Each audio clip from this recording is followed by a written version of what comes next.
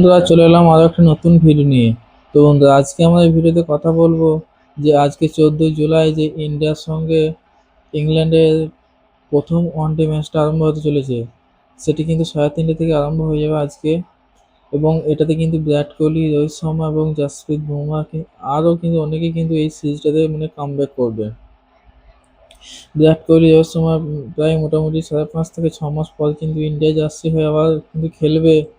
তো আমার কিন্তু মানে যারা ভারতীয় ক্রিকেট ফ্যান তারা কিন্তু সবাই আশা করে বসে আছি যে ইন্ডিয়া যেভাবে ইংল্যান্ডের কাছে টি-20 সিরিজটা হারলো এবং আয়ারল্যান্ডের কাছে কিন্তু হেরেছে সিরিজ একটা টি-20, এবং আমার কিন্তু মনে ইচ্ছা আমাদের যে ভারত কিন্তু আবার জিতুক।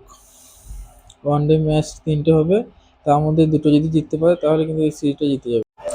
তোমাদের কি মনে হয় যে বিরাট কোহলি দেওয়ার সময় ইন্ডিয়া টিমে মানে ইন্ডিয়া ওডিআই টিমে ফিরে এসে কি আবার তারা নিজেদের আগেকার মতো ফর্মটা ধরে রাখতে পারবে, না প্রথম ম্যাচে তারা ফ্লপ দিতে পারে?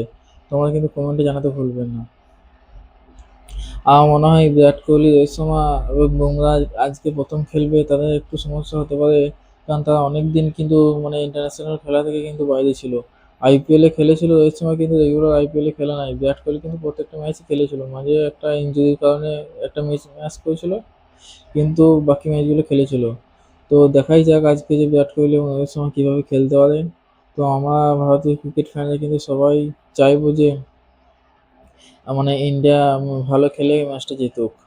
যেভাবে আমরা এই টি-20 সিরিজে ম্যাচটা হেরেছি সেভাবে কিন্তু মানে জিততেই হবে ওয়ানডে সিরিজটা, না হলে কিন্তু খুবই খারাপ হয়ে যাবে। তো তোমাদের কি মনে হয় যে ইন্ডিয়া জিততে পারবে, না আবার সে আগেকার মতনই হেরে যাবে এই ওয়ানডে সিরিজটাও? তো বন্ধুরা, আমাদের ভিডিওটি যদি ভালো লেগে থাকে তাহলে কমেন্টে জানাবেন এবং চ্যানেলটি সাবস্ক্রাইব করে পাশে থাকবেন।